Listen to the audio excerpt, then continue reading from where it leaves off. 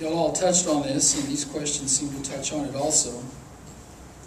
And this question will begin with you, Mr. Eccles, and it's, will you try to control the spending on the $3.6 million annex building that the taxpayers didn't get to vote on? And how will you change the spending habits that the current Commissioners Court maintains?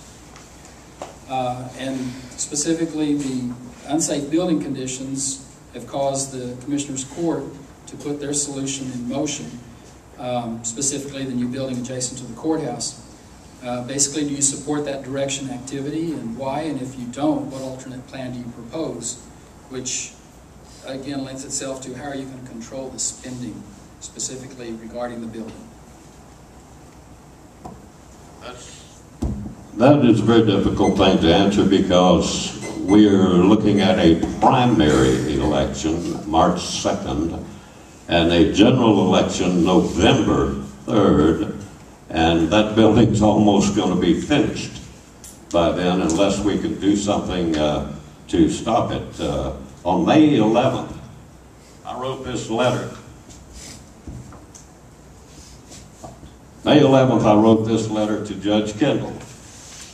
I have a copy of it, and I am suggesting to him that if they're going to build that annex, it should not cost more than $2,268,000.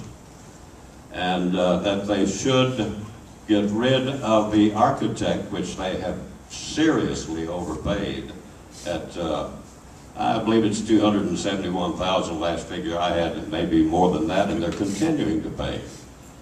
So what am I going to do about it? I'm not sure. I know I'm going to have to beg ignorance until I get there and see what we can do, if we can get some legal assistance to, but I have no authority between now and November to do anything to stop that building, other than encourage people that do have the authority to stop it. But other than that, I don't know how to answer that question. Thank you. Mr. Ellie, same question. We're not out of this fight yet. There's a pending lawsuit on appeal, which I've been privy to some extent. This $3.6 million building that you think is going to cost $3.6 does not have a courtroom, does not have a parking lot. It's going to be $4.2 before it's over. Delay as much as we can. You bet if I can get in there before it's done, I'm going to try to cut cost and make the building we need. And while we're talking about it, they did not give other alternatives a good opportunity. There were people in this community that volunteered building for 5 years just to pay the taxes, to move our county employees in, save tax dollars, and do what we could do with the courthouse to bring it up to par. And that was not done. So no, we're not out of this fight.